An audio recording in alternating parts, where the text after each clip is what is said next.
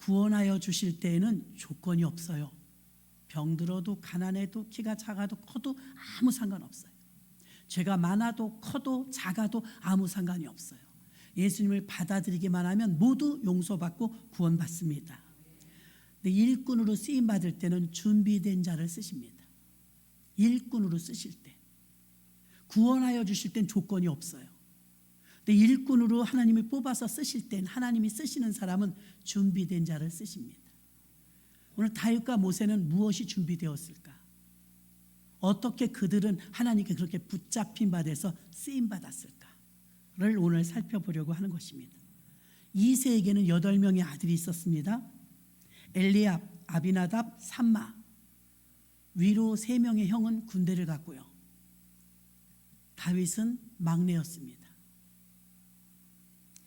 8인데 8번째 아들이라고 하지만 다윗이 다른 곳엔 7번째도 나오기 때문에 형제 중 한 명이 중간에 죽은 것 같아요. 그럼 여러분, 군대에 면회를 보내거나 음식을 싸서 보내는데 엘리압과 아비나답과 삼마라는 이 세 번째 형까지 군대를 갔으니까 그 다음에 심부름을 보내면 엄마든 아빠든 넷째나 다섯째를 보내야죠. 그렇죠? 넷째나 다섯째 보내는 게 당연하지 않을까요? 제일 어린 막내 혼자 그것도 이걸 싸서 보낸다는 것은 정상적이지 않아요. 여러분 가정으로 한번 생각해 보라고요. 말째에게 이게 시킬 일이냐고요. 그 위험한 곳에, 적들이 있는 곳에. 정확하게 성경에 기록은 되어 있지 않지만 여러분, 다윗은 요셉은 아버지 야곱으로부터 특별한 사랑을 받아서 특혜를 받았다면 다윗은 8명의 아들 가운데 오히려 왕따를 당할 정도로, 따돌림을 당할 정도로 무시당했어요. 다윗의 아버지 집 가문에서는요, 다윗을 반가워하지 않아요. 제가 존경하는 어떤 목사님이 참 엘리트예요. 외국 유학도 다녀오시고 성령의 경험도 많으시고 자기에게는 상처가 있대요. 10년이 돼도 처음 들었어요. 무슨 상처가 있나 하니까 자기는 태어나지 말았어야 될 사람인데 태어났대요. 그런 사람이 어디 있어요? 근데 둘째 부인의 아들이었던 거예요. 둘째 부인의 아들로 태어나서 첫째 부인 집에 가서 얹혀 살았어요. 그 눈초리와 그 따가운 시선들, 반가워하지 않는 형제들 속에서 정말 힘들게 살았대요. 그게 치유가 잘 안 되더래요. 오늘 다윗도 그런 사람이었어요. 자, 유추해 볼 수 있는 성경 구절은 시편 51편 5절 한 절입니다. 다윗이 어떤 사람이 유추할 것. 함께 읽어요. 시작. 내가 죄악 중에 출생하였으며 모친이 죄 중에 나를 잉태하였나이다. 출생의 비밀이 있어요. 다윗에게는 출생의 비밀이 있어요. 바람을 피워서 난 아들인지 그런 기록은 없어요. 근데 이런 말을 쓰지 않잖아요. 왜 내가 죄 중에 출생해요?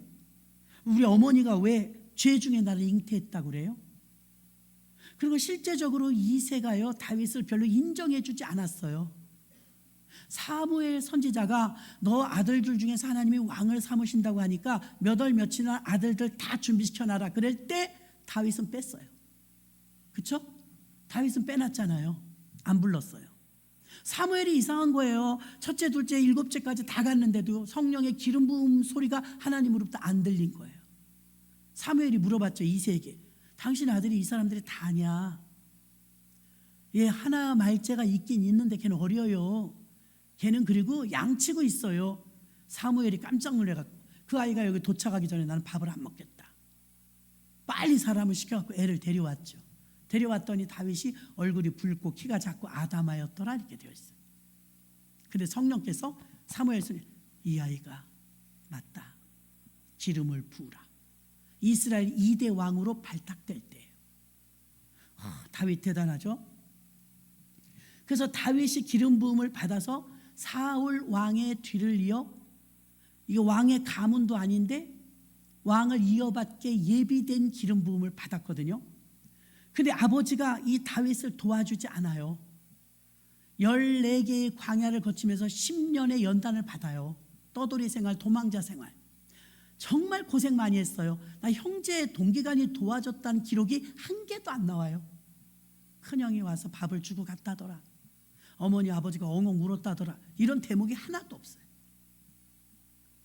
그러니까 다윗은 가족들로부터는 좀 왕따를 당했던 것 같아요. 그 이유를 성경은 잠잠하지만 이 시편 51편의 말씀의 유추부, 어머니가 죄 중에 잉태했다, 내가 모태에서 죄 중에 출생했다, 이 말을 써놓은 걸 보았을 때 뭔가 출생의 비밀이 있다 이 말입니다. 더 이상은 성경에서 밝히지 않아요. 그런데 그렇게 무시당하던 다윗이 위로 기라성 같은 형들이 잔뜩 있는데 전쟁터에 지금 볶은 곡식과 떡을 가지고 형들 지금 군대 가서 잘 있는가, 전쟁은 어떻게 됐는가, 전화기가 없으니까 아랍으로 보내는데 막내를 보내는 걸 보면 알잖아요. 야곱 봐요. 베냐민을 죽어도 안 보내잖아요. 막내니까. 대부분 부모는 이렇거든요. 막내는 잘 안 보내려고 해요. 근데 막내를 내보냈단 말이에요. 아버지가 너 뭐 혹시 죽더라도 다른 애보다 네가 죽는 게 낫지, 이런 마음이 들어 있었다는 거예요. 그러니까 다윗은 하나님을 더 잘 믿었던 것 같아요.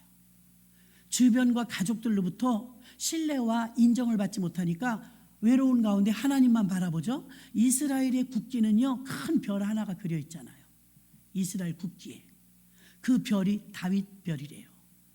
다윗은 광야에서 10년 동안 떠돌이 생활하면서 무서웠죠. 어린 게 들짐승 소리와 냉혹한 추위 속에서 그 광야를 쫓아다니면서 도망다닐 때 서럽고 힘들고 지쳤을 거예요.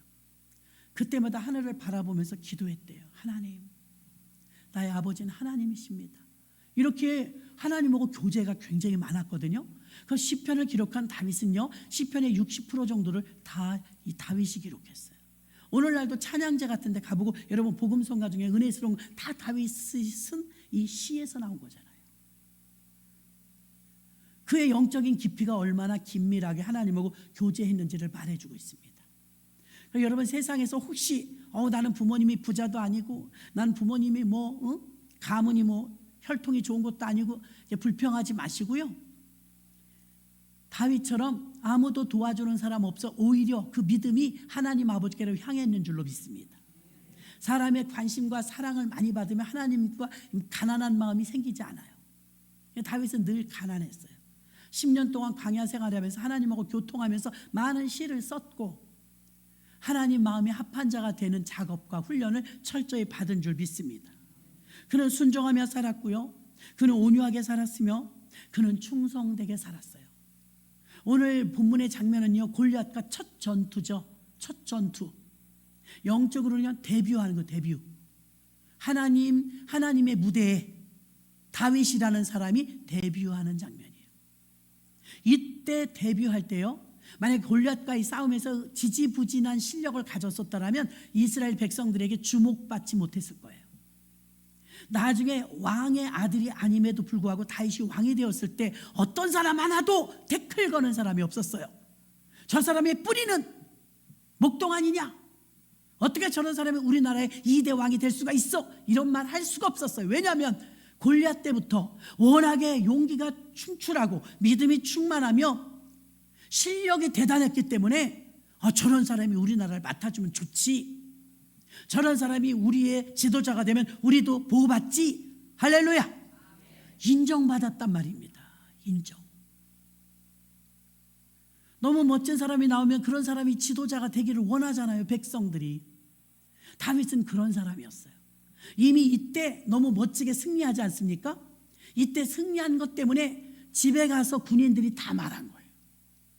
그러니까 다윗이라는 사람이 대단하대. 군인도 왕도 왕자도 못 이겼는데 다윗이 골리앗을 이겼대. 그의 목을 쳐서 쳐들었대. 그 소문이 났을까요? 안 났을까요? 전 국민에게 이 소식이 들려졌어요. 그러니까 기대감이 생겨요, 안 생겨요? 생겨요. 다윗에 대한 기대감. 야, 저런 사람이 우리나라 지도자가 된다면 얼마나 좋겠어. 우리를 도와주지 않겠어? 또 다윗에게는요, 불황아들이 많이 모였죠. 처음에 400명, 그 다음에 600명. 거리에 노숙하던 사람들, 깡패였던 사람들, 세상에서 밑바닥이었던 사람들이 다윗에게로 광야에서 하나 둘 모여서 처음에 400명이 모여요. 이 400명의 군사들이 다윗이 나중에 등극할 때 보니까, 등극하면은 내무부가 딱 짜지잖아요. 벼슬들이 다시 재배치되잖아요.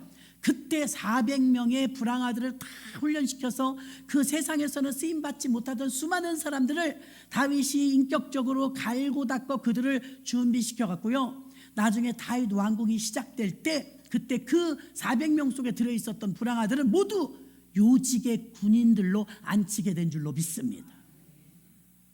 리더십도 있다 이거예요. 리더십. 그 오합지졸 같은 사람들을 이스라엘의 군대로 만들어버렸으니 다윗의 능력은 리더십이 탁월했다 이겁니다. 다윗이라고 사람이 화를 내지 않을까요? 저는 이번에 찬양 집회할 때 김종찬 목사님께서 창세기 26장에 우물 빼앗기고 우물 또 파고 우물 양보하고 또 파고 그러면서 마침내 세 번째 우물인 르호봇, 그렇죠? 넓은 곳에 가서 번성하였더라. 이삭이 그렇게 축복을 받았다고 이야기를 할 때 세 가지를 말씀해 주셨는데 여러분도 기억하실 거예요. 이삭은 온유했다, 이삭은 겸손했다, 이삭은 양보했다. 아멘이시죠? 기억하시죠? 저는 은혜를 많이 받았어요. 왜냐? 교회 오래 다녔다고 되는 게 아니에요. 내가 모태신앙이라고 되는 게 아니에요. 요즘에 다니엘 기도를 보니까 은혜되는 부분이 무엇이냐면, 신천지 이단에 빠진 사람, 뭐 입양을 한 내력이 있는 사람, 또 불우하게 큰 사람, 또 각계층의 사람들이 나와서 이야기를 하는데, 제가 다니엘 기도를 들으면서 그런 생각을 했어요.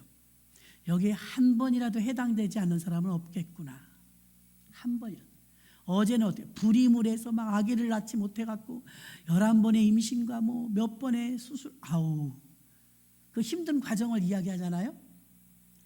그럼 어제는 신천지 뭐 이단에 들어갔다가 빠져나온 전도사님 이야기하고, 그러니까 우리 인생사가 이 다니엘 기도에 간증 나오신 분들의 삶과 우리가 다 비슷하다 이거예요.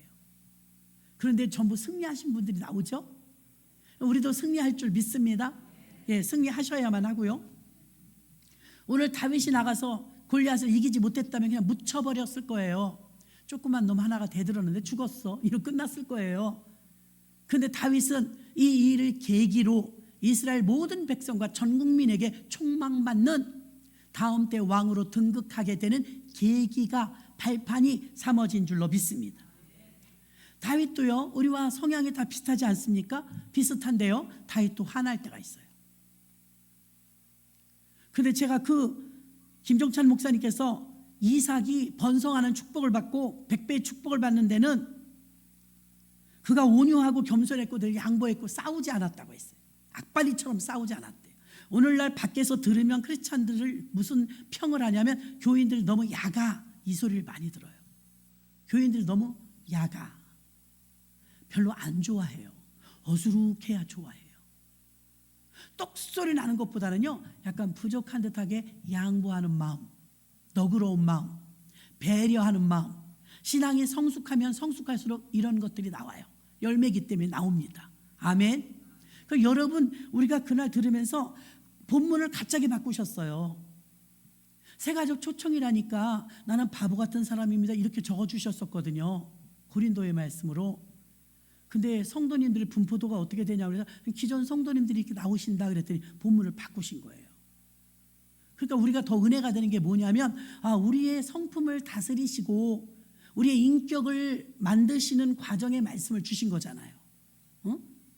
그래서 다툼과 신나, 이 다툼의 우물에서 거기 뺏기고 나고 또 양보하고, 애색, 또 싸우고 다투고 매일 그러다가 계속 양보하다가 세 번째, 르호봇은 넓다라는 뜻이에요. 넓다.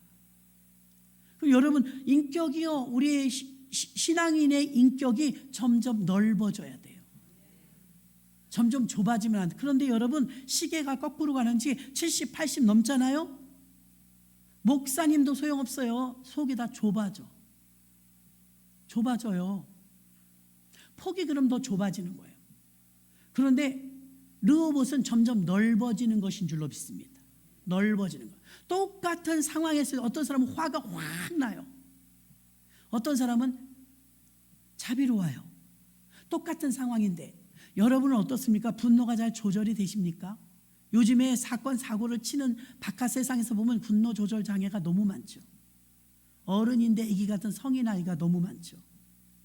보이진 않지만 좋은 학벌, 먼저 바이올린 켜던 그 자매도 마찬가지예요. 그 좋은 학벌에 우울증 걸렸었다고 하잖아요. 뭐가 부족해서.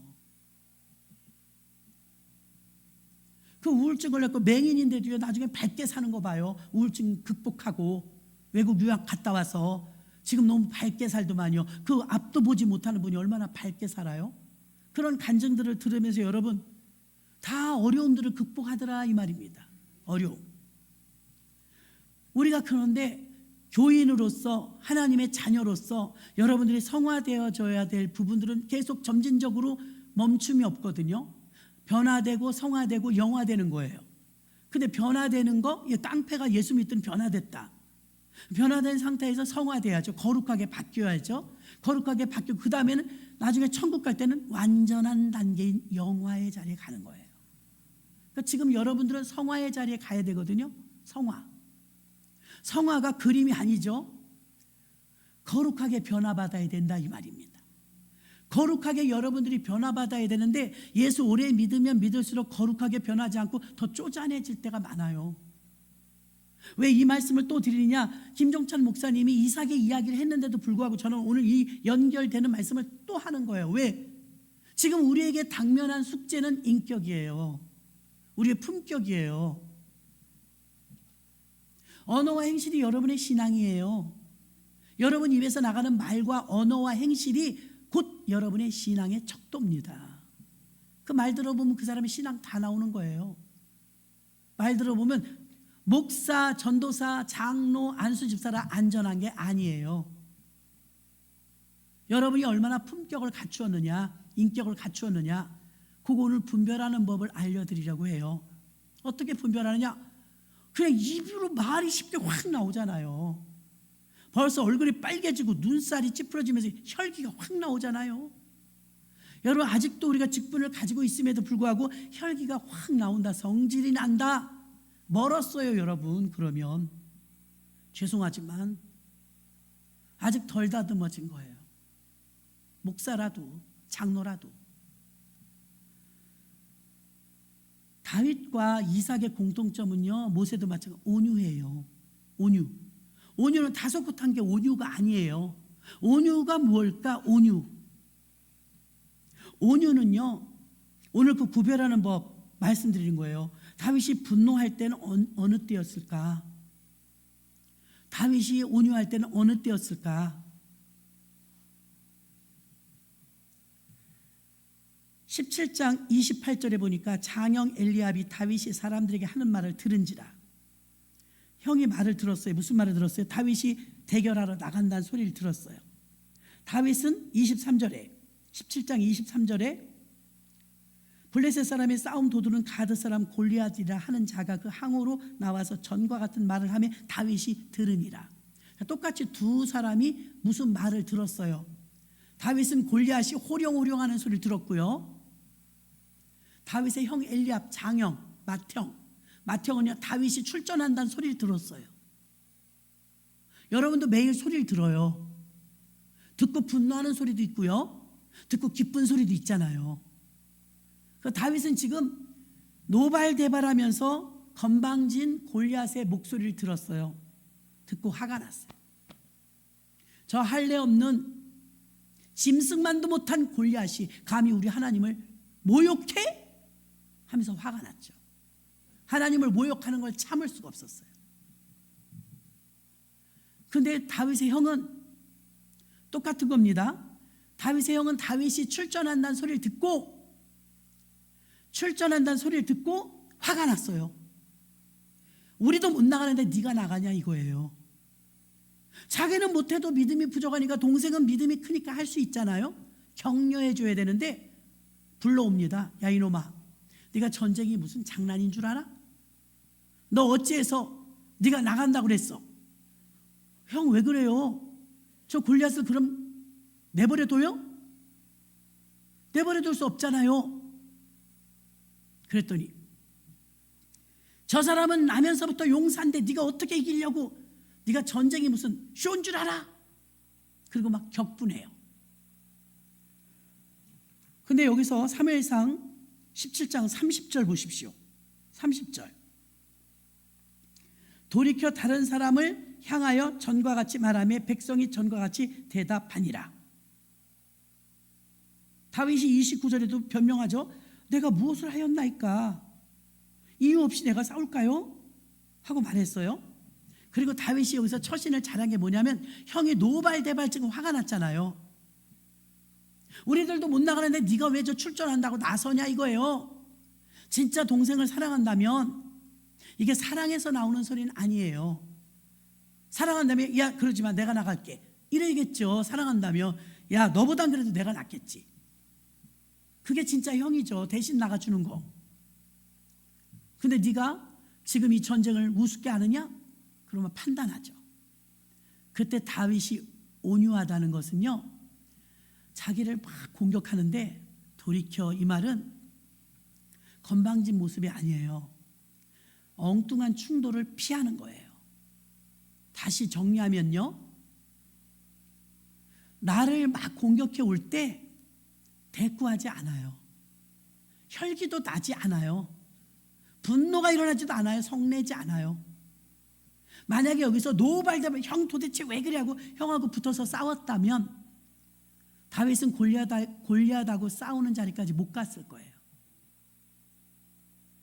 자기 편끼리 그렇게 싸우면. 40일 동안 대치 중이던 그 군대가, 왕은 또 얼마나 속이 쓰렸겠어요. 이 오합지졸 같은 놈들이 군대로 형성을 했지만 한 명도 골리앗에게 싸우겠다는 사람이 없으니 얼마나 답답하면 이번에 골리앗하고 싸우는 사람은 내가 부마를 삼으마 그랬어요.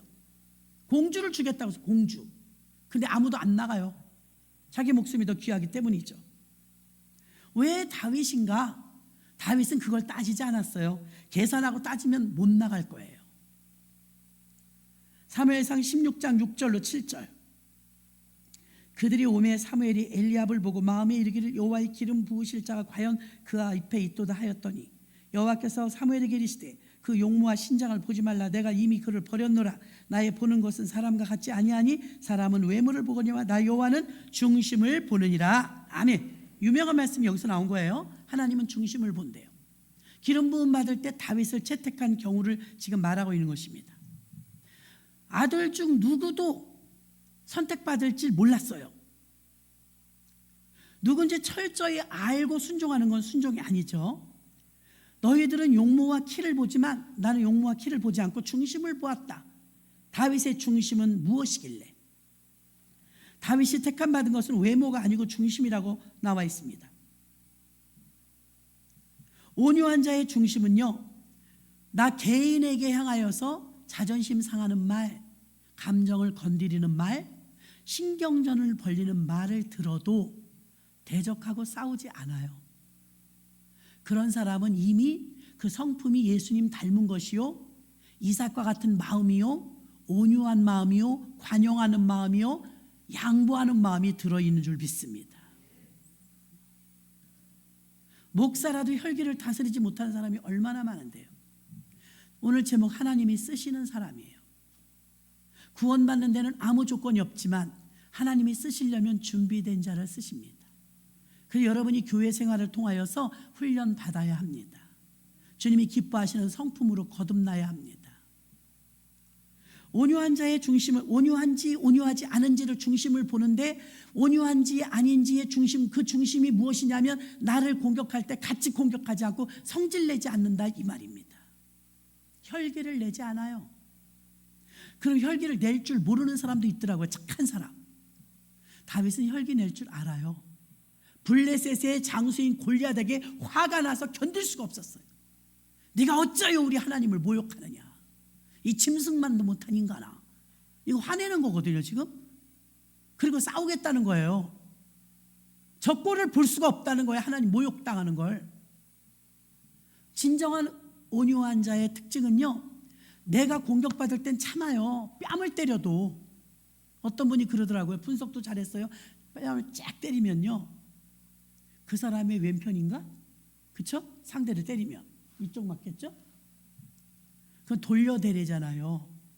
돌려대면 이렇게 갔던 뺨이 그 다음엔 이렇게 가야 된대요. 그런가요? 한번 해보세요. 둘이서 한번 해보세요. 쫙 때리면 그 다음에 이쪽 뺨을 대면 이렇게 손등으로 쳐야 된다고 그러잖아요. 나 그 생각 안 해봤거든요.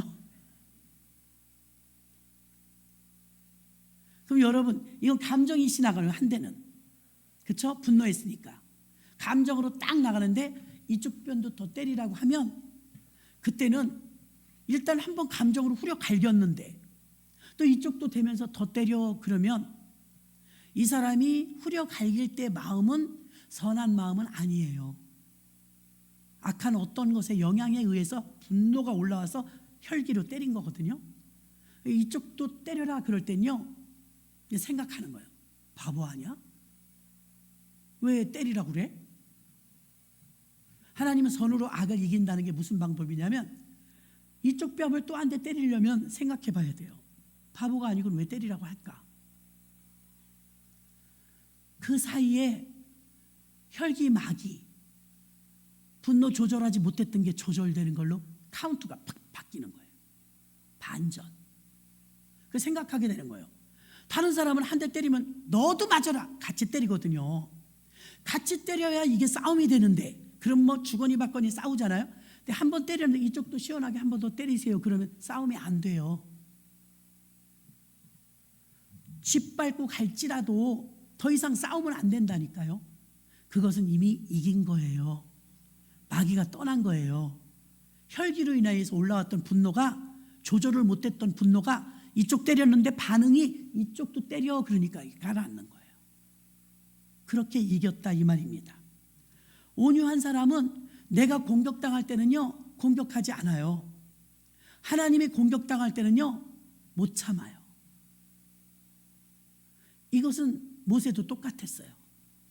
모세도 금송아지를 만들어 놓고 풍막을 울리면서 있는 이 사람들에게 분노했잖아요.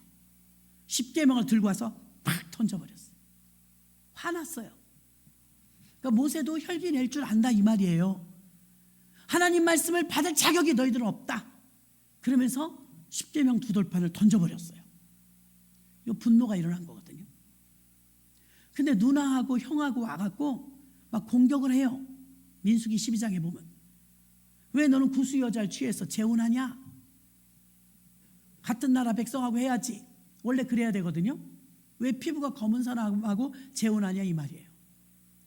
모세가 잘못한 건 맞는데요, 그렇다고 하나님이 판단하셔야지. 아론과 미리암이 판단했죠. 같은 주의 종인데 말이지, 너는 왜 그러냐고 막 그래요. 그때는요, 모세가 참 온유해요. 한마디도 변명 안 해요. 자기가 잘못했으니까. 그래도 요즘 사람들 어떤지 아세요? 그래도 그렇지, 내가 담임인데 어디라고 지금 미리암하고 아론이 지금 나한테 덤비라고, 영적인 공격이냐고 막 이렇게 덤빌 텐데, 모세가 그냥 고개 푹 숙이고 아무 대꾸 안 해요. 여기서 무서운 말이 있어요.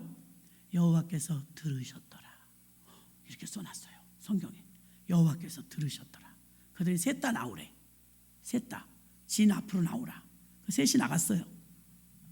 그랬더니 미리암이나 아론도 주의 종인 건 맞지만, 너희들과는 꿈으로 또 주의 종을 통해서 전달받지만 내 종 모세는 나와 직접 대면하는 자라. 너희가 직접 대면하는 모세의 알기를 우습게 알고 대적하였느냐? 이 모세는 나의 집에 충성되고 온유함의 지면의 모든 사람보다 승하다. 인정하셨어요. 그리고 나서 바로 미리암이 문둥병이 걸려요. 문둥병. 모세가 어떻게 해요? 다시 기도해요. 하나님, 제가 잘못해서 그런 건데 우리 누나를 용서해 주세요. 얼마나 간절히 기도했던지 하나님께서 지금 칼집에 돌을 꽂아 넣을 수는 없으니까 일주일만 기다리라고 하라. 진 밖에 내쳤다가 일주일 있다가 들어오게 하라. 일주일 만에 문둥병이 나았어요. 모세는 이렇게 긍휼한 마음이 있었어요. 그러니까 자기가 공격을 당하는데 항거하지 않죠. 누나나 형에게 대적하지 않았어요. 근데 하나님이 챙겨준 거죠. 하나님이. 여러분이 정말 억울하면 하나님이 챙겨줘요. 다 밝히지 않으려고 해도. 왜 모세인가? 왜 다윗인가? 그들을 하나님 왜 쓰셨는가? 그들은 이렇게 준비되어 있었어요. 온유한데 그 온유함이 과연 중심이 뭘까? 온유함의 중심은 자기가 인신공격을 당하고 인격적으로 모독을 당해도 아무렇지도 않아요. 자기 자아는 죽인 거예요. 혈기가 올라오지 않아요. 웬 교인들이 그렇게 혈기가 많아요? 교인들이 그냥 패턴이 있는데 패턴대로 움직일 때는 평안해 보여요. 패턴만 조금 벗어나면 팍 하고 올라오는 게 기독교인들이에요. 교회에서 예배드리고 교회 생활할 때는 부드러워 보여요. 밖에 나가서도 똑같냐 이 말이에요? 아니요. 세상 사람과 똑같죠. 그래서 우리가 복을 못 받는 거예요. 그래서 하나님이 안 쓰시는 거예요. 하나님이 쓰시는 사람은 보니까 똑같아요. 어디서나 혈기 내고 판단하고 정죄하고 입만 막 말만 많고 그러지 않아요. 자기 자신이 공격을 당해도 누가 그랬대, 내가 아주 끝까지 찾아서 내가 이거 진짜 물어볼 거야, 이런 거 안 해요. 공격당하면 나를 돌아보죠. 모세 봐요. 그렇게 공격을 당해, 인신공격을. 근데도 자기를 돌아보고 대꾸하지 않아요. 근데 하나님이 불러내갖고 구별을 딱 해주죠. 질서의 하나님이라고. 온유함과 충성됨과 이 중심은 자기 자신이 모욕을 당하거나 감정이 건드려지거나 인신공격을 받을 때는 혈기나지 않는 사람. 이거 한번 훈련해 보시라 이거예요. 그리고 하나님의 성호, 예수 그리스도의 이름이 망령되이 일컬을 때는 못 참는 사람. 하나님이 공격을 당할 때는 분이 올라오는 사람. 할렐루야. 엘리야도 갈멜산에서, 오늘 골리앗 앞에서 다윗도 하나님의 이름이 모욕당할 때 하나님의 영광을 드러내느라고 쓰임받은 줄 믿습니다. 하나님은 지금도 엘리야와의 성품과 같이, 다윗의 성품과 같이 하나님의 이름이, 성호가 더럽혀질 때 하나님의 영광을 드러낼 자, 믿음 있는 자를 지금도 찾고 계십니다. 찾고 계세요.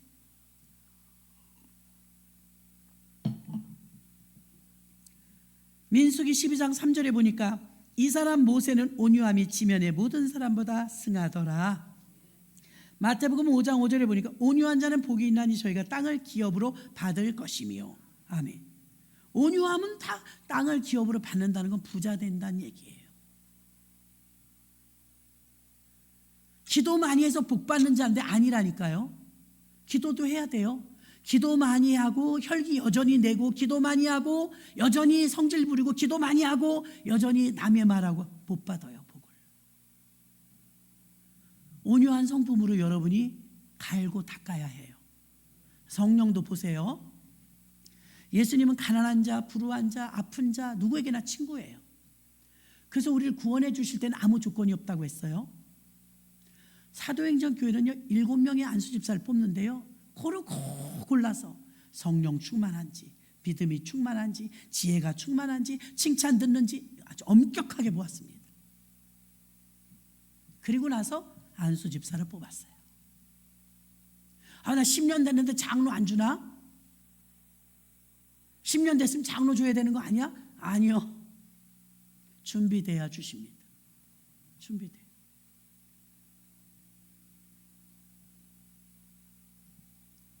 그래서 오늘 다윗이나 모세나 엘리야를 보면요, 하나님 아버지께서 그들을 뺑뺑이 돌리듯 훈련하시죠.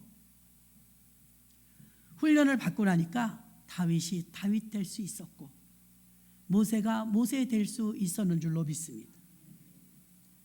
형들이 많은데 막내 아들을 보냈어요.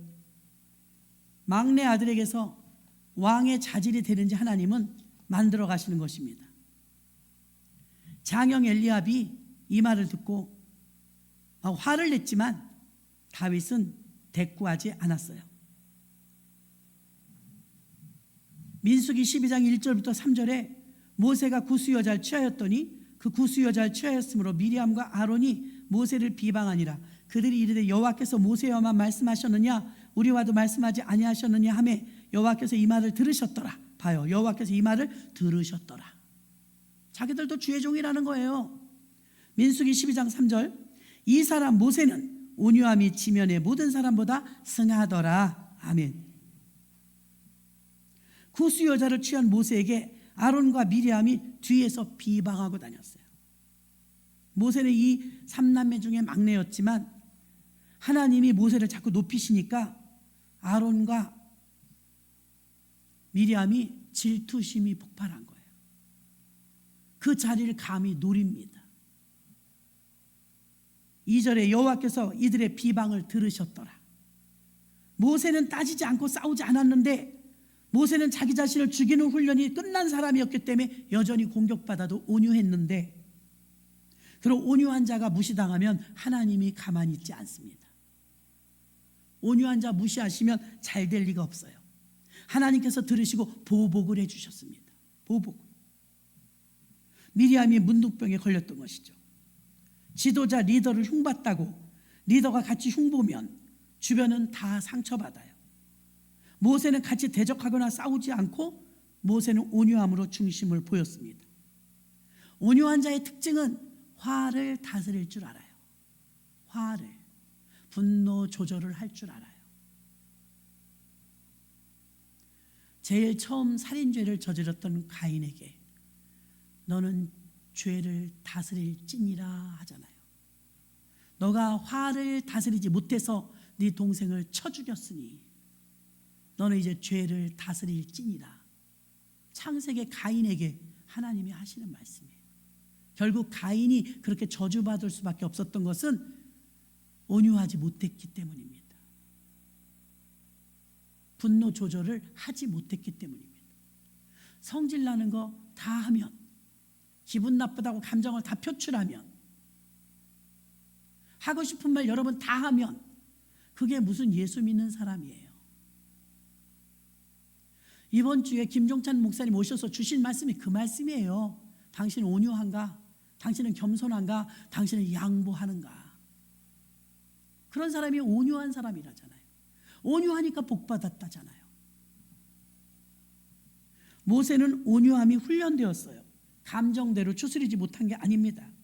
이런 훈련은요 처음부터 되지 않아요. 모세는요 분노가 조절이 안 돼서 사람을 쳐 죽인 사람이에요. 그 도망간 거 아닙니까? 계기가, 미디안으로 도망가게 된 계기가 분노 조절 못해서 사람을 쳐 죽였기 때문에 도망간 거예요. 온유한 자는요 저항하지 않아요. 그냥 온유해요. 자신이 저평가 받아도 그게 아니라고 길길이 날뛰지 않아요. 하나님은 아시니까 하고 끝냅니다. 누가 조롱을 할 때도 참지 못하고 공격하지 않아요. 진정한 온유함이란 비방받아도 조용히 피하는 것입니다. 한번 여러분 해보십시오. 길길이 같이 싸운 게 효과가 더 좋은지, 그 자리를 온유하게 피하는 게 더 좋은 효과가 나오는지. 사무엘상 17장 34절로 37절에는 자기 과거 때의 경험을 가지고 왕에게 아뢰입니다. 내가 이렇기 때문에 블레셋 사람의 손에서 사자와 곰의 발톱에서 나를 건져내셨는데 저 골리앗도 그 짐승의 하나와 같습니다. 이런 말입니다. 시편 101편 6절 보면 내 눈이 이 땅에 충성된 자를 살펴 나와 함께 거하게 하리니 완전한 길에 행하는 자가 나를 수종하리로다. 아멘. 디모데후서 2장 2절에도 또 내가 많은 증인 앞에서 내게 들은 바를 충성된 사람들에게 부탁하라. 저희가 또 다른 사람들을 가르칠 수 있으리라. 충성된 사람들에게 하나님은 일을 맡기신다 이거예요. 믿음이 있고 충성된 사람을 하나님이 쓰시려고 찾으시고 계십니다. 주님이 쓰실 수 있도록 어느 날 다윗처럼 발탁되도록 교회는 여러분을 훈련시키는 겁니다. 예수님의 인품을 닮아가도록, 좀 더딘 것 같아도 지기 싫어하는 우리들의 그 성격이 다 있다고 했잖아요. 다 있다고. 자기도 그랬대잖아요. 지기 싫어한다고. 무엇을 위해서? 내 자존심 때문이에요. 반드시 이겨야 직성이 풀리고 1등해야 직성이 풀리고, 저는 버스를 하나 타도 1번 탔어요.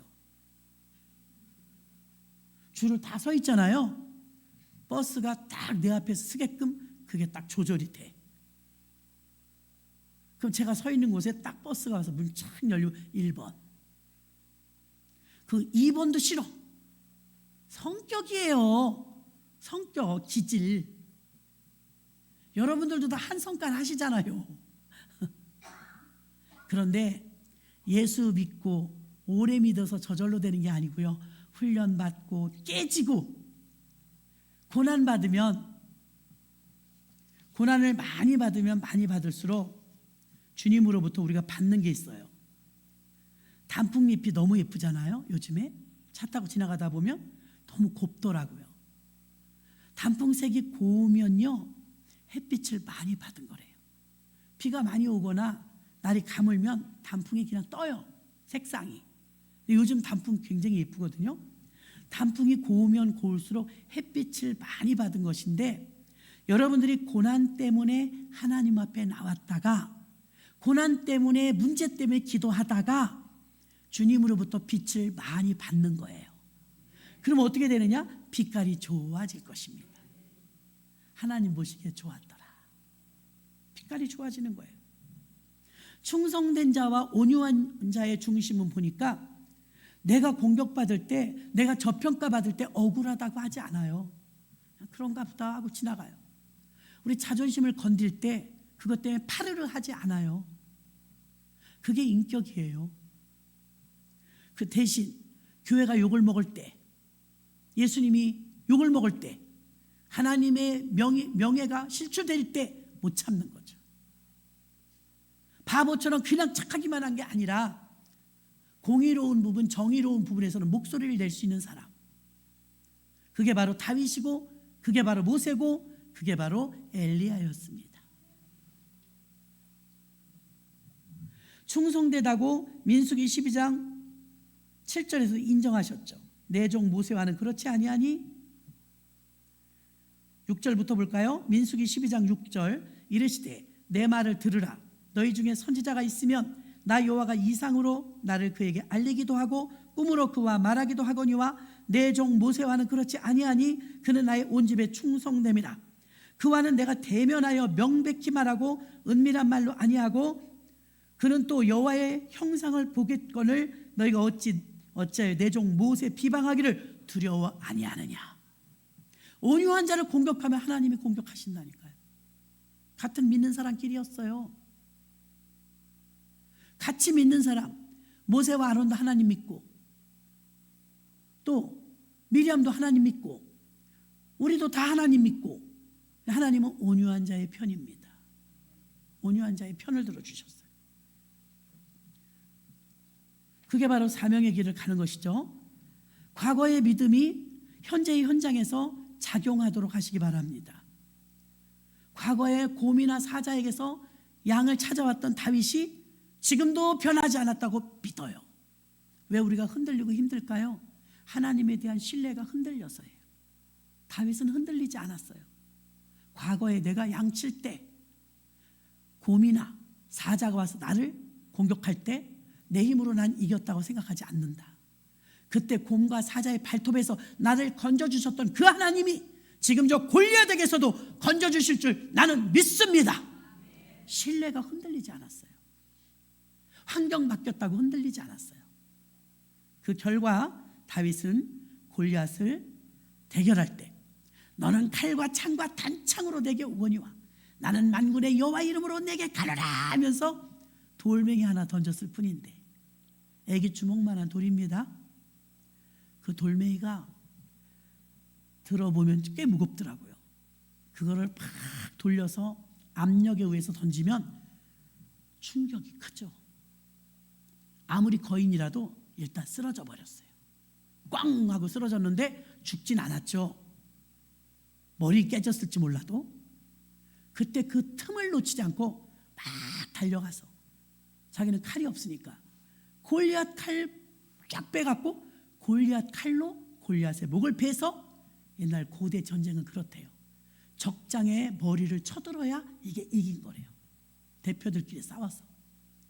그러면 피가 철철 흐르는 이 골리앗의 머리를 쳐들었을 때 오른쪽에 있었던 이스라엘 군대와 왼쪽에 있었던 블레셋의 군대는 모습이 확연히 달랐을 것입니다. 이스라엘 군대는 막 사기가 올라와서 와 만세 그랬을 것이고, 여긴 찬물을 끼얹은 것처럼 블레셋은 이럴 줄 몰랐는데 졌다 이거죠. 사시나무 떨듯 했을 것이고, 그 전쟁은 다윗 때문에 승리한 줄로 믿습니다. 말씀을 정리하고 기도할 텐데요, 온유하고 충성되고 믿음이 있는 자는 중심이 있는 자예요. 온유 부분은요, 사람과 사람의 관계에서 쓰는 거예요. 온유. 충성은요, 나의 사역과 하나님의 일에 쓰임받는 거예요. 하나님은 이 사역과 사람과의 관계를 잘하는, 믿음은요, 하나님과 나와의 관계예요. 다윗은 지금 그 옛날 목동일 때, 양을 칠 때 하나님이 지켜주셨다는 이 신뢰와 확신이 지금도 있잖아요. 옛날에 믿음 좋았는데 지금 믿음 없어 이러면 안 돼요. 그때 그 믿음을 끌어다 쓰시길 바랍니다. 내가 옛날에는 지지나도 살아났어. 내가 옛날에 떼거리가 없어도 내가 새벽기도를 갔어. 그 옛날에 여러분이 가졌던 그 싱싱했던 믿음을 끌어다 쓰시기 바랍니다. 다윗은 그랬잖아요. 여전히도 하나님을 신뢰했기 때문인 줄로 믿습니다. 이런 신뢰하는 믿음, 이런 사역에 대한 충성심, 사랑관계에서의 온유, 이 세 가지만 가지면 하나님이 쓰시는 사람이 됩니다. 하나님이 쓰시는 리더가 된다 이 말. 리더. 우리를 언제나 온유한지 중심을 보십니다. 온유한 자와 충성된 자의 특징은 내가 공격받을 때, 저평가받을 때 대들고 싸우지 않아요. 혈기가 나지 않아요. 훈련이 필요하죠. 풍선을 처음에 불면 심호흡을 후 불어도요, 여기가 막 아파요. 얼얼하고. 계속 불면 이제 요령이 생겨가지고 좀 더 빨리 불겠죠. 율동도 마찬가지예요. 뭐 햇빛은 쨍쨍하고 우리 율동 못해요. 몸이 둔해서. 근데 계속 훈련하면요, 언젠간 합니다. 언젠간 해요, 율동을. 아무리 몸이 뚱뚱하고 둔해도요, 햇볕은 쨍쨍 뭐 이런 거요, 다 따라 할 수 있어요. 다른 사람 뭐 30분 만에 배우면 1시간이 걸리더라도 그거 할 수 있어요. 왜? 훈련이니까. 무한 반복하면 하게 돼요. 아멘. 그래서 교회 다니시면서 교회만 다니면 안 돼요. 교회만 다니면 안 돼요, 여러분. 교회를 세우는 자가 되시고 여러분의 성품이, 인격이 변해야 돼요. 좋은 쪽으로, 믿음으로, 온유함으로, 충성됨으로, 믿음으로 변화되어서 주님께 영광 돌리는 우리 모두가 되시기를 바랍니다. 이 시간에 말씀을 생각하시면서